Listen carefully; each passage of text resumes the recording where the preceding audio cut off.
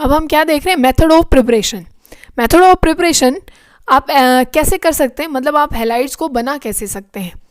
देखो सबसे पहले, वैसे तो आसान तरीके हैं, हम पहले एनसीईआरटी के अकॉर्डिंग चलते हैं। वो सब को किसके साथ बना रहे हैं, अल्कोहल से बना रहे हैं।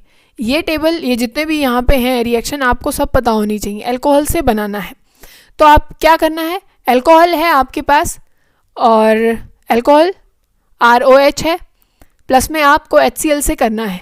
तो HCl देखो यहाँ से H2 बाहर निकाल दो, H2 यहाँ से बाहर निकाल दो और क्या सीधा जुड़ जाएगा यहाँ पे Cl। ठीक है, ये ZnCl2 की प्रेजेंस में ये रिएक्शन होती है। इसमें कैटेलिस्ट के जैसे काम करता है, नहीं तो जो रिएक्शन है वो काफ़ी स्लो हो जाती है। अब देखो नेक्स्ट में क्या है कि ROH है, प्लस में NaBr है और H2SO4 है। वैसे तो अगर H2SO4 नहीं लेते पर H2SO4 लेना ज़रूरी है, तो यहाँ पे फिर से क्या निकल जाता, NaOH निकल जाता, यहाँ NaOH निकल जाता, पर यहाँ H2SO4 है तो जो कंपाउंड बनेगा, क्योंकि SO4 के साथ है, तो जो कंपाउंड यहाँ पे बनने वाला है वो क्या बनने वाला है, Na2HSO4 और साथ में क्या निकल जाएगा, पानी निकल जाएगा। क्योंकि NaBr से ज़्यादा रिएक्टिविटी किसकी हो जाती है, H2SO4 की, तो वो फटाफट, क्योंकि H2SO4 H पॉजिटिव फटाफट निकालेगा तो वो किसको दे देगा, किसको देगा नहीं, ये अल्कोहल की, मेरे पास ऑक्सीजन कहेगा मेरे पास लोन पेयर है तो वो H पॉजिटिव को ले आएगा, तो यहाँ पे जाके वो अटैक करेगा, तो ये क्या बन जाएगा फिर, OH का ट्वाइस ये पॉजिटिव, ये इसलिए बाहर निकल जाएगा। ठीक है ना, फिर यहाँ पे Br आके अटैक करेगा जो कि इस Na के साथ जुड़ा हुआ है। फिर देखो ये दोनों बहुत बार पूछी गई हैं ये क्वेश्चन, ये वाली जो रिएक्शंस हैं, कि एक तो है यहाँ पे PCl3 अल्कोहल के साथ, एक बार है PCl3 और एक बार है PCl5। तो इस पे बहुत बार क्वेश्चन है कि ये जो इनके साथ जो प्रोडक्ट निकला है वो कौन सा है। तो आप देखो याद कैसे रखोगे, ये तो पता है हमें हेलोजन बनना है, क्योंकि PCl5 और PCl3 दोनों किस चीज़ के लिए आए हैं, यहाँ पे क्लोरीनेशन कराने के लिए आए हैं, तो दोनों करा देंगे। आपका RCl तो बन जाएगा, कोई भी X हो सकता है, मतलब वो फ्लोरीन तो वैसे नहीं होता, वो इतना ज़्यादा रिएक्ट नहीं करता, वो डायरेक्टली रिएक्ट नहीं करता, रिएक्ट तो बहुत ज़्यादा रिएक्टिव है पर डायरेक्टली रिएक्ट नहीं करता, उसको थोड़ी स्पेशल ट्रीटमेंट चाहिए होती है। तो यहाँ क्या है कि यहाँ निकलता है H3PO3 और यहाँ है POCl3। अब याद कैसे रखेंगे कि Cl5 है, PCl5, तो अब 5 है तो 3 तो बचने चाहिए ना, 5 है, इतने सारे क्लोरीन है, तो यहाँ ज़्यादा से ज़्यादा भाई 2 चले जाएंगे, 1 चला जाएगा। ठीक है, तो आप ये सोचेंगे कि भाई 3 तो बचेंगे ही बचेंगे, तो आप प्रोडक्ट किस में, POCl3 बचेगा PCl5 वाले में, और H3PO3 किस में निकलेगा, तब हम PCl3 लेते हैं। ठीक है, फिर अगला मेथड क्या है कि हमने अल्कोहल में रेड फॉस्फोरस लिया है, अल्कोहल में हमने रेड फॉस्फोरस डाला है और उसकी हम रिएक्शन कर रहे हैं, वहाँ हेलोजन भी प्रेजेंट है, तो डायरेक्ट आपका क्या बन जाता है, RX। फिर क्या है, अल्कोहल में SOCl2 सबसे बेस्ट मेथड है, ये सबसे बेस्ट मेथड है। क्वेश्चन पूछा जाता है कि ये वाला सबसे बेस्ट मेथड क्यों है हेलो एल्केन्स को बनाने का, क्योंकि यहाँ पे दोनों गैसेज रिलीज होती हैं, HCl भी एक गैस होती है, अब शौक मत होना, HCl एक गैस ही होती है, और SO2 भी क्या है, गैस होती है, दोनों बाहर निकल जाती है, तो प्रोडक्ट फॉर्म में सिर्फ हमारा हेलो एल्केन बचता है जो कि हमें सॉल्यूशन में मिलेगा, नहीं तो औरों को भाई प्योरीफाई करना पड़ेगा तब जाके हमें मिलते हैं। अब इन मेथड से, इस मेथड जितने भी हमने किए हैं उनसे आप क्या नहीं प्रिपेयर कर सकते, जो कि हेलो एरीन्स होते हैं। अब क्यों नहीं कर सकते, कारण बताओ। हेलो जो एलिफेटिक जो आपके एल्केन्स हैं, मतलब जो हेलो एल्केन्स हैं वो तो प्रिपेयर कर सकते हैं, हेलो एरीन्स प्रिपेयर क्यों नहीं कर सकते, ऐसा इस पैराग्राफ आप पढ़ेंगे तब पूछा जा रहा है। तो क्या कहते हैं कि तब आप ऐसे करते हैं ना, तो ये जो बॉन्ड आप तोड़ते हैं या आपको प्रिपेयर करना है, इनको हटा के, ये CH3 है, तो ये रेजोनेंस की वजह से यहाँ पे double bond, partially double bond character आ जाता है। तो इस बॉन्ड, एक तो सिंगल बॉन्ड को तोड़ो, एक डबल बॉन्ड को तोड़ो, तो एनर्जी ज़्यादा लगती है, बात समझ गए, तो एनर्जी ज़्यादा लगती है, तो इसी वजह से आप इन मेथड से, इन सिंपल मेथड से हेलो एरीन्स को नहीं फॉर्म कर सकते हैं, बात समझ गए।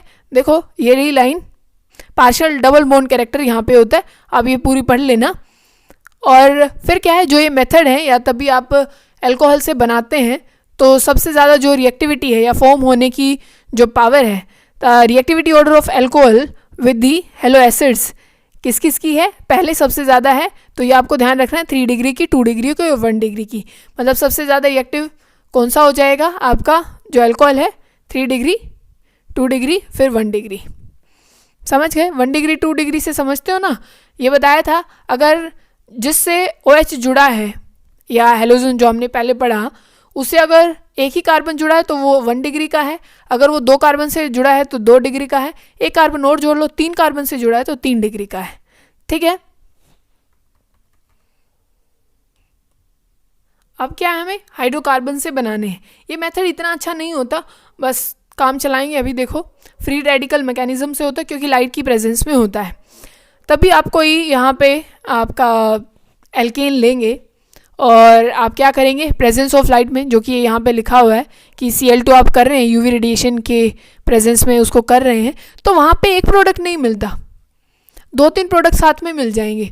तो हमें तो भाई चाहिए एक, हमें प्राइमरी डिग्री का चाहिए, मतलब हमें ये चाहिए, और ये लगा देता है ब्रांच में भी, मतलब बीच सेकेंडरी कार्बन पे भी चिपका देता है, तो हमें ये नहीं चाहिए। तो ये मेथड अच्छा नहीं होता क्योंकि हमें वैरायटी मिल रही है प्रोडक्ट में, तो हमें तो एक स्पेसिफिक, क्योंकि हम एक चीज़ बनाने चले हैं। अब ये होता कैसे, क्योंकि तब भी कोई चीज़ आप ले रहे हैं, आप Cl2 Hμ मतलब लाइट की प्रेजेंस में ले रहे हैं तब, तो इसको रेडिकल फॉर्म में ब्रेक डाउन कर देता है। अब इसको सिंपल आप CH4 से समझें, आपके पास CH4 है, Hμ लाइट की प्रेजेंस में आप कर रहे हैं। रेडिकल की एक खास बात है, तब अगर वो तैयार हो जाता है तो वो ओरो को भी बहुत जल्दी चेन रिएक्शन स्टार्ट कर देता है, तो ओरो को भी वो जल्दी जल्दी रेडिकल में कन्वर्ट कर देगा। तो ये क्या करेगा कि ये CH3 बना देगा रेडिकल, क्योंकि CH4 आप ऐसे बनाते हैं, CH4 आप ऐसे बनाते हैं ना, तो इसका क्या करेगा, इसको भी रेडिकल फॉर्म में तोड़ेगा। होमोक्लीवेज होती है, बराबर बॉन्ड टूटेंगे, तो यहाँ पे CH3 रेडिकल बनेगा, ये रेडिकल बॉन्ड बना लेंगे, तो ऐसा होता है। और ये रुकता नहीं है कि मोनो हेलोजिनेशन नहीं होती, ये थोड़ी देर में कर करके, क्योंकि सबको ही हटा देगा, सारी जगह क्या क्या लगा देगा, क्लोरीन, सारे H को बाहर, सब H बाहर। तो ये मेथड इतना अच्छा नहीं है, फ्री रेडिकल से होता है। सबसे पहले इनिशिएशन होती है फ्री रेडिकल में, फिर क्या होती है, प्रोपेगेशन होती है, फिर टर्मिनेशन होती है। ठीक है, ये आगे आएगा, आपको इतना ध्यान नहीं रखना है यहाँ के लिए। फिर नेक्स्ट मेथड क्या है, बाय इलेक्ट्रोफिलिक सब्स्टिट्यूशन। इलेक्ट्रोफाइल क्या होते हैं, पहले तो ये बताओ। इलेक्ट्रोफाइल मतलब इलेक्ट्रॉन लविंग। अब इलेक्ट्रॉन से प्यार कौन कर सकता है, बोलो? इलेक्ट्रॉन से प्यार वो कर सकता है जिसके पास इलेक्ट्रॉन है नहीं, वो पॉजिटिव चार्ज है, कंगाल है वो, तो उसको इलेक्ट्रॉन चाहिए, तभी वो उससे अट्रैक्ट है। बात समझ गए? इसका मतलब क्या है कि आपको क्या करना है, जैसे कि आपके पास बेंजीन है, यहाँ पे टॉल्विन है। टॉल्विन एक डोनर नेचर का एलिमेंट है, मतलब जो टॉल्विन है वो इलेक्ट्रॉन डोनेटिंग नेचर का होता है, तो वो बेंजीन पे डेंसिटी बढ़ाता है। तो कोई भी अगर क्या आता है आपके पास, कोई भी अगर पॉजिटिवली चार्ज मतलब इलेक्ट्रोफाइल आता है, तो उसके लिए क्या है, बहुत अच्छी सी कंडीशन प्रोवाइड करता है कि मैं डेंसिटी आपको दूंगा। तो यहाँ पे, और जो भी बेंजीन में अगर इलेक्ट्रॉन डोनेटिंग ग्रुप लगे होते हैं, तब भी बेंजीन में इलेक्ट्रॉन डोनेटिंग ग्रुप लगे होते हैं, तो वो ऑर्थो पैरा डायरेक्टिंग होते हैं। ये कोई नई चिड़िया का नाम नहीं है। ऑर्थो पैरा डायरेक्टिंग का मतलब क्या है बच्चों, कि जो भी आएगा ना, वो क्या डायरेक्ट कर रहे हैं, वो डायरेक्शन दे रहे हैं कि भाई जैसे वो आगे चलो, आधे पीछे चलो, तो जो भी डोनेटिंग ग्रुप होगा वो क्या डायरेक्शन देगा कि भाई आप जाओ ऑर्थो पोजीशन पे या तो आप जाओ पैरा पोजीशन पे, आपको डेंसिटी वही मिलेगी इलेक्ट्रॉन की। बात समझ गए ना?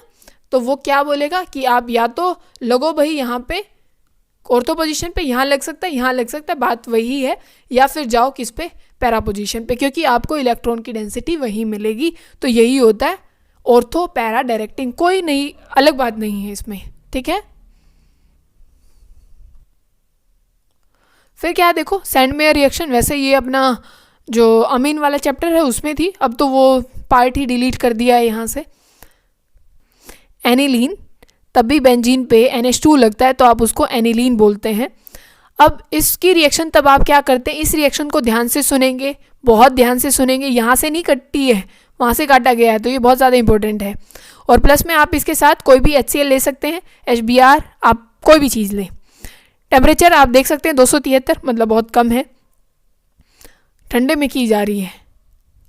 तो यहाँ बनता है एक सॉल्ट जिसको हम डाइजोनियम सॉल्ट बोलते हैं। केमिस्ट्री का सबसे अच्छा लिविंग ग्रुप माना जाता है डाइजोनियम सॉल्ट, सबसे अच्छा।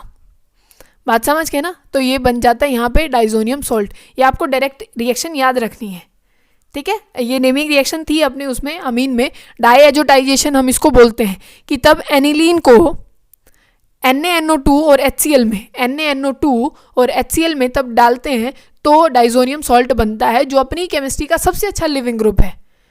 अब इसका फ़ायदा क्या है कि आप इसमें कुछ भी डालते ना, KCl डालेंगे तो यहाँ से क्या हट जाएगा, यहाँ से क्या हो जाएगा, ये ग्रुप यहाँ से गायब, यहाँ पे आके Cl लग जाएगा। पर हम अभी यहाँ सेंडमेयर रिएक्शन पढ़ रहे हैं, तो यहाँ पे हमें क्या लेना है, कॉपर लेना है। कॉपर के साथ जो Cu2 और X2, मतलब कुछ भी हो सकता है, कॉपर का पाउडर लिया जाता है और यहाँ पे Cl2। ये ध्यान रखनी है, ये कंडीशन ध्यान रखनी है। Cu2 Cl2 यहाँ पे लेना है। तो डायरेक्ट आपको कुछ नहीं करना, जो यहाँ पे कॉपर के साथ दिखाई दे उसी को यहाँ लगा दो। अगर यहाँ पे Br होता तो कुछ नहीं करना था, यहाँ Br लगाना था। तो ये केमिस्ट्री का सबसे अच्छा लिविंग ग्रुप होता है। और ये कौन सी रिएक्शन है, सैंड मेयर रिएक्शन होती है, सैंड मेयर रिएक्शन। अब ये क्या है, क्योंकि ये सैंड होती है इधर जो ली जाती है, ठीक है ना, पाउडर्ड फॉर्म में लिया जाता है, तो ये इसको हटाएगा और जो इसके साथ है बच्चों वही इसके साथ जोड़ दो। और N2 यहाँ पे गैस, और देखो तब भी कोई चीज़ गैस में निकलती है तो वो रिएक्शन उतनी ही अच्छी होती है। हमने SOCl2 वाले केस में भी देखा था, तो वो आपको ध्यान होना चाहिए। देखो यहाँ अगर क्या लिख दिया जाए, Ki लिख दिया जाए, तो यहाँ पे क्या आ जाएगा, आयोडीन आ जाएगा। तो ये एक बहुत अच्छा क्या होता है, लिविंग ग्रुप होता है। समझ गए ना? तो इसमें कोई डरने वाली बात है नहीं। अब ये सबसे ज़्यादा इम्पोर्टेंट चीज़ है जो अभी हम पढ़ रहे हैं। तभी आप एल्कीन में आप कोई भी HBr या एसिड आप तब भी मिला रहे हैं, HCl हो सकता है। तो अब डिसाइड ये करना है कि H कहाँ लगेगा, Br कहाँ लगेगा। यहाँ कोई दिक्कत नहीं है, सिमेट्रिकल है। Br आप यहाँ लगा दो एडिशन में, चाहे आप यहाँ लगा दो, कोई दिक्कत नहीं आने वाली। एडिशन क्या मतलब, आपको डबल बॉन्ड से सिंगल बॉन्ड में लेके आना है। तो यहाँ क्या आ जाएगा, ये 4 बॉन्ड पूरे करने हैं। अभी आप बच्चे नहीं हैं, कर लेंगे इस चीज़ को। तो यहाँ Br लगा दें और यहाँ H लगा दें, ये तो कोई बड़ी बात नहीं थी। एडिशन रिएक्शन है क्योंकि हम डबल बॉन्ड से सिंगल बॉन्ड की तरफ जा रहे हैं। पर दिक्कत कब है कि अगर ऐसे है, अब बताओ कि अगर हम इसमें HBr ऐड करते हैं तो Br यहाँ लगे कि यहाँ लगे, क्योंकि अगर सेंटर में लगा आके तो ये कंपाउंड बनेगा, अगर यहाँ आके लगा तो कंपाउंड ये बनेगा। तो अब बनता कौन सा है, तो एक रूल होता है जिसको हम मार्कोनिकोफ रूल कहते हैं। क्या बोलते हैं, मार्कोनिकोफ रूल। ध्यान से सुनना, ध्यान से सुनना। मार्कोनिकोफ रूल क्या कहता है कि हेलोजन वहाँ पे आके लगेगा जहाँ पे हाइड्रोजन कम है। मतलब ये थोड़ा सा एक उसकी तरफदारी कर रहा है कि भाई तेरे पास चलो कोई बात नहीं, हाइड्रोजन कम है ना तो मैं आ जाता हूँ, ठीक है। तो ऐसे आप ध्यान रखेंगे कि जहाँ हाइड्रोजन कम होते हैं आने वाला ग्रुप वहीं लगता है। और आने वाला कौन है, जो Br है, Cl है, जो हेलोजन्स हैं। बात समझ गए? तो आने वाला होते हैं। तो देखो आप ब्रांच वाला ये वाला नहीं बनने वाला, कहाँ, ये वाला नहीं बनेगा, क्योंकि हाइड्रोजन कहाँ कम है, एक बार गिन लो। देखो यहाँ ये रहा एग्जाम्पल। अब यहाँ तो 3 है, यहाँ 1 है, यहाँ 2 है, तो बताओ कहाँ लगेगा, यहाँ, क्योंकि यहाँ क्या है, हाइड्रोजन कम है। तो आने वाला ग्रुप वहाँ आएगा जहाँ हेलोजन कम होते हैं। और H उसके दूसरी उसमें लगा दो, यहाँ H लगा दोगे, बात खत्म। तो ये मेजर बनेगा और ये माइनर लगेगा। कई बार ये रूल फॉलो नहीं होता, फिर वहाँ लगता है एंटी मार्कोनिकोफ रूल। क्या लगता है, एंटी मार्कोनिकोफ रूल। वो किसकी प्रेजेंस में लगता है, अगर HBr है और साथ में क्या है, पर ऑक्साइड है।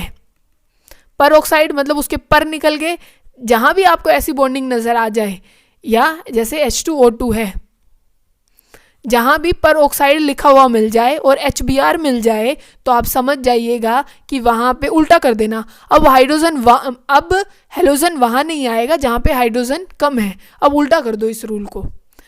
बात समझ गए ना? और ये रूल के लिए ये वाली कंडीशन, सिर्फ यही कंडीशन है। अगर ये HCl प्लस में पर ऑक्साइड लोगे तो मार्कोनिक ही लगेगा, एंटी मार्कोनिकोफ रूल नहीं लगेगा। ध्यान रखेंगे इस बात को। ये एक नॉर्मल मेथड है कि आपके पास एल्कीन है, आप Br2 ऐड कर रहे हैं CCl4 की प्रेजेंस में, तो दोनों जगह क्या आके लग जाता है, Br आके लग जाता है, ठीक है ना। अब ये क्वेश्चन देखो, इसमें आपको दिख रहा है ना कौन सा रूल लगने वाला है, बोलो। पेरोक्साइड है, HBr है, तो आने वाला ग्रुप कहाँ आएगा, जहाँ हाइड्रोजन कम है वहाँ, बिल्कुल नहीं, वहाँ नहीं आएगा। कहाँ, इसका उल्टा कर दो, जहाँ अब हाइड्रोजन ज़्यादा है वहाँ आएगा। अब ये दो इंपॉर्टेंट नेम रिएक्शन है, कौन कौन सी है, एक तो फिंकलस्टेन है, फिंकलस्टेन, और एक है स्वार्ट्स रिएक्शन, दोनों ध्यान रखनी है। फिंकलस्टेन में देखो आई आ रहा है, फिंकलस्टेन में आई आ रहा है और कोई हेलोजन का कोई लेटर नहीं है। एफ से मत याद रखना क्योंकि आई दो है, इसी वजह से बोल रहे हैं, ठीक है। आप ये कह दो कि फ्लोरीन भी है इसमें दो, तो यहाँ पे देखो आई है, दो आई है ना, तो इससे याद रख सकते हैं आप, यहाँ भी आई है और एक यहाँ भी आई है, तो दो आई है, तो उसके ज़्यादा डोमिनेंसी हो गई, ठीक है। तो अब जो भी इसमें प्रोडक्ट बनेगा वो क्या बनेगा, आपका आयोडीन ही लगेगा उसमें। अब RX क्या है आपका, यहाँ RCl भी हो सकता है, RBr भी हो सकता है और RF भी हो सकता है। फिर ये एक्सचेंज कर रहे हैं कि यहाँ NaI ही लेना है और एसीटोन की प्रेजेंस में लेना है, ध्यान रखना है, NaI ही लोगे तो सब में क्या बन जाएगा, Ri, ये सब हट जाएंगे और यहाँ NaX बन जाएगा।